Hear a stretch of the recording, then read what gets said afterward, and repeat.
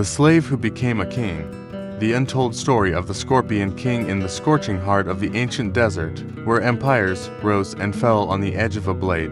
There lived a man who had nothing, no throne, no army, no family, just a mission, and a fire in his soul that could not be extinguished. This is the story of Motiwize, the man who started as a hunted assassin, betrayed by his own people, but rose to become a king feared by nations. This is the Scorpion King. The last of his kin, Motiwize was one of the last true warriors of a tribe known as the Acadians. Elite assassins feared across the sands. But time had not been kind. His people had been wiped out. Only a few remained. He wasn't fighting for glory anymore. He was fighting for survival. He was hired for a job, a deadly one.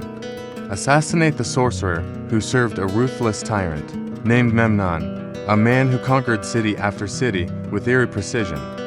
They said the sorcerer could see the future. But what Motiwize discovered changed everything. The sorcerer was not a monster. She was a woman, a prisoner, a slave to Memnon's will, and her name was Cassandra, bond of purpose. Instead of killing her, Motiwize chose to protect her. They both were tools in a greater war, used by kings and killers for power. But when two people, both broken by fate, choose to stand together, that's where real change begins. Together, they escaped into the desert, hunted, injured, outnumbered, and yet they kept going.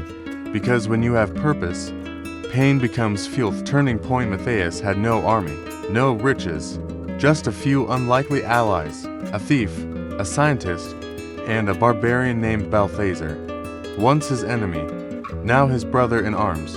While Memnon ruled from his towering palace, the Peacock House, a symbol of excess, control, and tyranny, Motiwize prepared to face him with nothing but grit and courage.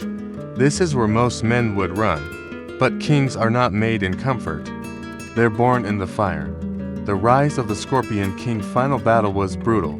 Motiwize stormed the Peacock House, facing wave after wave of Memnon soldiers. He fought not just for revenge, but for freedom, for the people crushed under Memnon's rule, with Cassandra at his side, and his allies behind him. Motiwize faced the tyrant in single combat. Sword clashed against sword, and when it was over, the desert fell silent. Memnon was no more, and the people cheered. The assassin had become a king, not by birthright, but by choice, courage, and conviction. The lesson: Motiwize wasn't supposed to win. He was an outsider, a tool meant to die after his mission. But here's the truth. You don't need a crown to act like a king. You don't need a title to lead. And you don't need permission to rise. What you need is belief in yourself, in your mission, in the fight that matters. The story of the Scorpion King is not just fantasy.